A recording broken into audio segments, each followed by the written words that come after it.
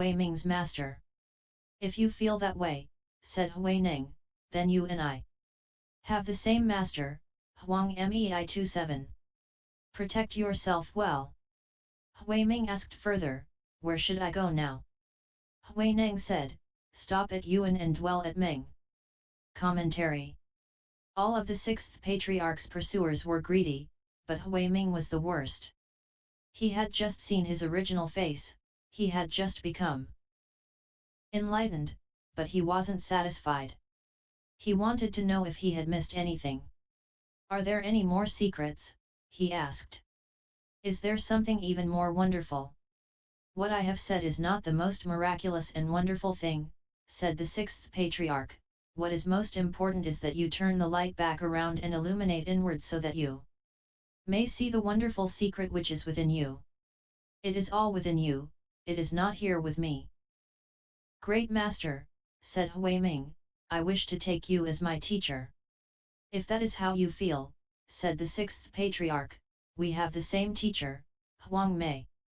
We both have the fifth patriarch's Dharma transmission and are Dharma brothers. That is fine. Now, take good care of the Dharma and don't allow it to become extinct. It was not until 3 years after this encounter with the patriarch that Hui Ming went to Meng Mountain in Yuan district. There he met a ghost, who, in his last life, had been a top-ranking scholar under the imperial examination system. The ghost composed a poem and sang it to Hui Ming. Still, barren waste a dream. Then, now, triumph, loss lazy thought measures. Wild grass, idle flowers picked, how many? Bitter rain, sour wind, how many broken hearts? At night, with firefly light I come and go. At dawn, the cock crows, I hide away my form. Regret from the first not tilling the mind ground. 2 streams are caused to fall green mountain tears. Seeing the ghost's plight, Hui Ming explained the Dharma to the ghost and took him across. Ever since then there has been the ceremony of Meng Mountain which is performed to take ghosts across and liberate them. Sutra. Hui Ming bowed and left. Reaching the foot of the mountain, he said to the pursuers. Up above there is only a rocky, trackless height. We must find another path. The pursuers all agreed. Afterwards, Hui Ming changed his name to Tao Ming to avoid using Hui Neng's first name. Commentary. After receiving instruction from the sixth patriarch, feather-footed Hui Ming went down the mountain and told the pursuers that he had not seen the sixth patriarch. Hui Ming usually told the truth, and so everyone believed him now, even though he was lying. Actually this was not a lie, but an expedient device used to protect the sixth patriarch from those who, unlike Hui Ming, had not received the Dharma and therefore still wished to kill the sixth patriarch. Hui Ming dared not presume to be his master's equal. He changed his name from Hui Ming to Tao Ming to avoid using the patriarch's first name. Sutra. Hui Neng arrived at Tzaoshi where he was again pursued by men with evil intentions. To avoid difficulty, he went to Suhui and lived among hunters for 15 years, at times teaching Dharma to them in an appropriate manner. The hunters often told him to watch their nets, but whenever he saw beings who were still living he released them. At mealtime he cooked vegetables in the pot alongside the meat. When he was questioned about it, he would answer, I only eat vegetables alongside the meat. Commentary.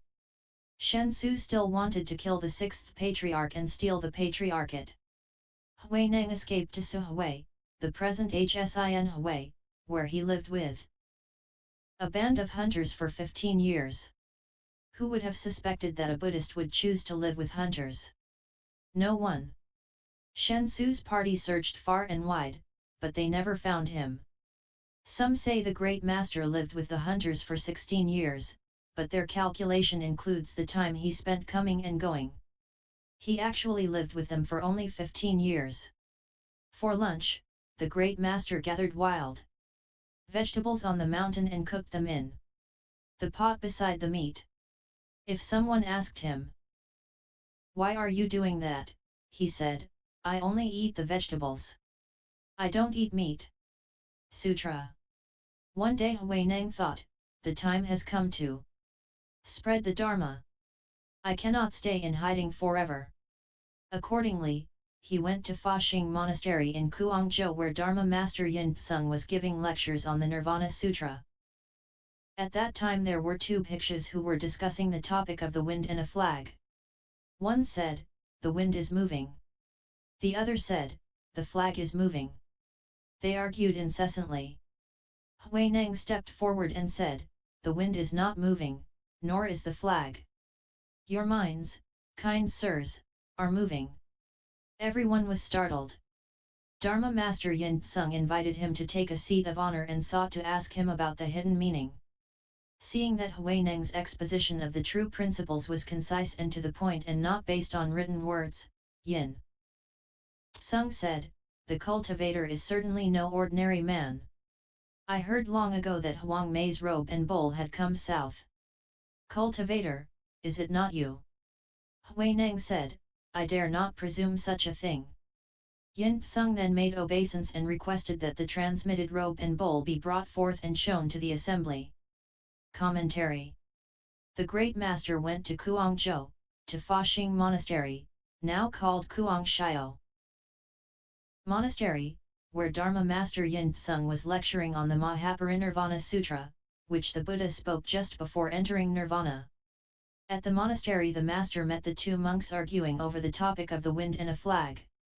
One said the wind moved, the other said the flag moved, and he told them, you are both wrong. Neither the wind nor the flag is moving. Your minds are moving. If your minds were not moving, then neither the wind nor the flag would move. Everyone was astonished to hear this layman speak in such a wonderful and mysterious way. Yin Tsung asked him, aren't you the holder of Huang Mei's robe and bowl? I am unworthy of such a title, the master said modestly. Yin Tsung knew, however, that the great master was only being polite. Yin Tsung recognized layman Lu as the sixth patriarch. Sutra. He further asked, how was Huang Mei's doctrine transmitted? There was no transmission, replied Hui Neng. We merely discussed seeing the nature. There was no discussion of dhyana samadhi or liberation. Yin Tsung asked, why was there no discussion of dhyana samadhi or liberation? Hui Neng said, these are dualistic dharmas. They are not the Buddha Dharma. The Buddha Dharma is a dharma of non-dualism. Yin Tsung asked further, what is this Buddha Dharma which is the dharma of non-dualism? Hui Neng said, the Dharma Master has been lecturing the Nirvana Sutra which says that to understand the Buddha nature is the Buddha Dharma which is the dharma of non-dualism. As Khao Kite Wang Bodhisattva said to the Buddha, does violating the 4 serious prohibitions, committing the 5 rebellious acts, or being an Icchantika and the like cut off the good roots and the Buddha nature? The Buddha replied, there are 2 kinds of good roots, the first, permanent, the second impermanent.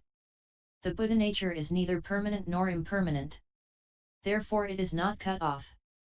That is what is meant by non-dualistic. The first is good and the second is not good. The Buddha nature is neither good nor bad. That is what is meant by non-dualistic. Common people think of the HEAPS 28 and realms 29 as dualistic. The wise man comprehends that they are non-dualistic in nature. The non-dualistic nature is the Buddha nature. Hearing this explanation, Yin Tsung was delighted. He joined his palms and said, my explanation of sutras is like broken tile, whereas your discussion of the meaning, kind sir, is like pure gold. He then shaved Hui Neng's Head 30 and asked Hui Neng to be his master. Accordingly, under that Bodhi tree, Hui Neng explained the Tung Shan Dharma-door. Commentary. The 4 serious prohibitions are killing, stealing, lying, and sexual misconduct. The 5 rebellious acts are matricide, patricide, killing an Arhat, shedding the blood of a Buddha, and breaking up the harmony of the Sangha. What happens to the good roots and the Buddha nature of one who commits such offences? Icchantika is a Sanskrit word which may be explained as meaning of incomplete faith. Are the good roots and the Buddha nature of Icchantikas cut off? Khao Kite Wang Bodhisattva asked the Buddha these questions because he mistook good roots for the Buddha nature itself. In his answer, the Buddha makes it clear that good roots are not the Buddha nature. Because the great master obtained the Dharma from the fifth patriarch at Tung Shan, East Mountain, it is called the Tung Shan Dharma-door. Sutra. Hui Neng obtained the Dharma at Tung Shan and has undergone much suffering, his life hanging as if by a thread. Today, in this gathering of the magistrate and officials, of Bhikshus, Bhikshunis, Taoists, and laymen, there is not one of you who is not here because of accumulated ages of karmic conditions. Because in past lives you have made offerings to the Buddhas and planted good roots in common, you now have the opportunity to hear the sudden teaching, which is a cause of obtaining the Dharma. This teaching has been handed down by former sages, it is not Hui Neng's own wisdom. You who wish to hear the teaching of the former sages should first purify your minds. After hearing it, cast aside your doubts, and that way you will be no different from the sages of the past. Commentary. Thus, the sixth patriarch concludes the narrative of his life. We in America who are so fortunate to hear this sutra explained have also for ages established common karmic conditions by making offerings to the Buddhas. The Dharma is transmitted from former sages, Buddhas, and Bodhisattvas. It is not my own wisdom, said Hui Neng. If you listen to me carefully, it will be just as if you were listening to the Buddhas and Bodhisattvas speaking. Sutra. Hearing this Dharma, the entire assembly was delighted, made obeisance, and withdrew. Notes. 16K Liao. 17 fields of blessings refer figuratively to the meritorious deeds one does before the triple jewel, the Buddha, the Dharma, and the Sangha. Also, the robes worn by members of the Sangha are sewn in patches which resemble fields. By revering and making offerings to the Sangha, one plants seeds of merit and virtue in a place where they will certainly ripen and bear blessed fruit. 18 roots refer to one's capacity to hear, believe, understand, accept, and maintain the Buddha Dharma. People may be endowed with superior, ordinary, or inferior roots. 19 Transcendental Wisdom. See Chapter 2. 20 The results of bad deeds done in the past manifest as various kinds of hindrances which impede one's cultivation and detain one's enlightenment. 21 The highest level of sagehood in the lesser vehicle, as contrasted with the great vehicle Bodhisattva. Arhat has 3 meanings: worthy of gifts, slayer of the thieves of affliction, and not to be reborn. 22 A jewel, a pearl, symbol of perfection and purity. 23 There are 88 categories of view delusions, which arise when greed and love are produced with respect to externals, and there are 81 categories of thought delusions, which arise when, confused about principles, one gives rise to discrimination. 24 The 17th Buddhist Patriarch in China, 1839–1959. 25 A wooden percussion instrument shaped like a fish, use in monasteries to accompany chanting and to give signals. 26 Refer to the discharge of energy through the 6 sense organs, hence, defilement, affliction, that which obstruct cultivation. 27 i.e., the 5th Patriarch. The masters are often referred to honorifically by the place where they lived and taught. 28 What appears to be the self or personality may be broken down into 5 impersonal components called heaps: a. Form, b. Feelings, c. Perceptions, d. Impulses, e. Consciousness.